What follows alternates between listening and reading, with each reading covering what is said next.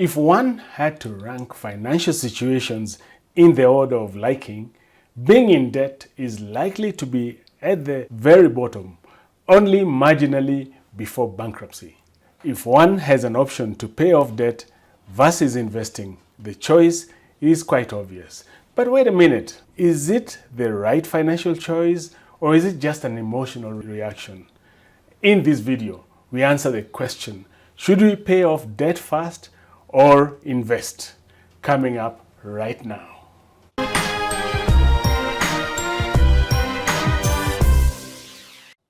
Hi, I'm Manyara Kirago, and this is Money Skills, the channel that informs, educates, and sometimes challenges conventional thinking to help you manage your money better and ultimately help you attain financial independence. If you are new here, please click the subscribe button and the bell icon to be informed whenever I upload a new video each week. Remember to stay tuned in up to the end of the video to receive a free offer. About 2,000 years ago, Publius Cyrus said, "Debt is a slavery of the free." And it's even more true today, and debt is a leading cause of personal stress. It follows therefore that many people are faced with a difficult decision between paying off debt and investing. The truth is that the best course of action varies from person to person and their financial circumstances. I have been asked this question over and over again in my financial coaching sessions and seminars. So let me tell you the steps you should take towards making this decision. Step 1. Analyze your debt. The first step of the process is to evaluate your overall debt. Let's start by listing the different kinds of loans that you're responsible for at the moment. It could be a mortgage on your home, a student loan from HELB, a car loan, or a personal loan from the bank, or a SACCO loan, credit card debt, or even mobile phone loans. Start ranking these in terms of their rate of interest. For instance, if the interest rate of the bank is 14% and that of the phone loan is 120%, you should put the mobile phone loan above the home loan in your table. Step 2. Identify tax deductions. Not every debt is equal.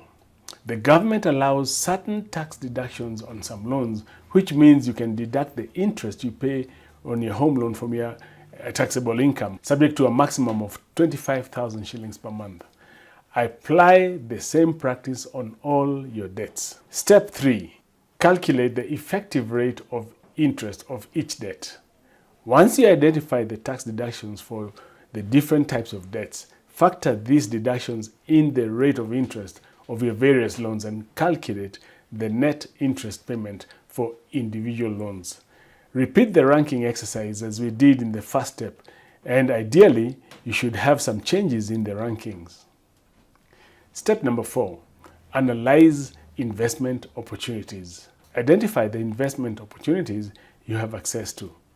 The ideal list would include treasury bonds, unit trusts, savings account, private investment products, and business opportunities for entrepreneurs.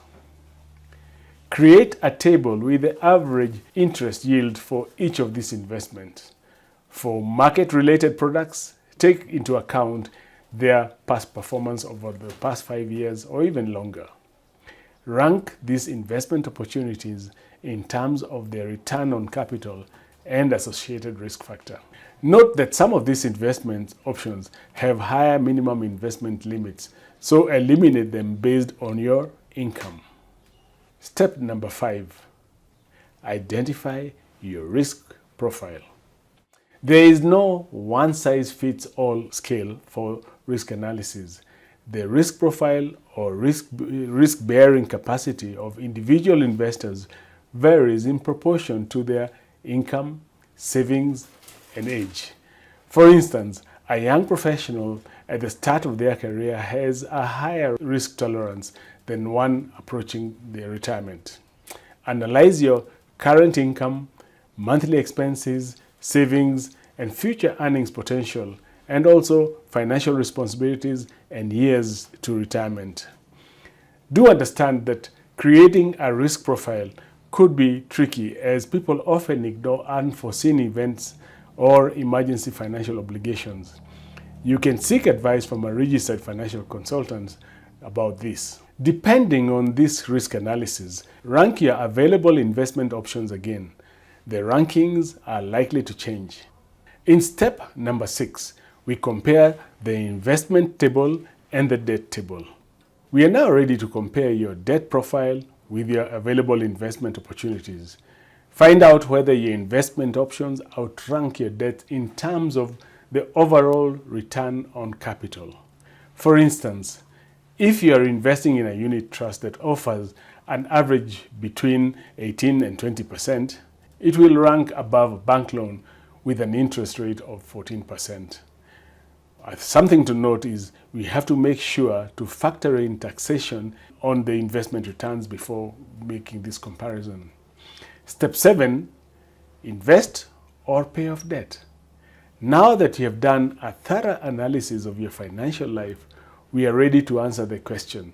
Logically, it makes sense to invest if your net return on capital outweighs the interest payments you might save by repaying your debt early. On the contrary, if your net interest payments overwhelm your investment returns, you should pay off your debt. However, before going with the above logic, one must consider the financial impact of compounding on long-term investments.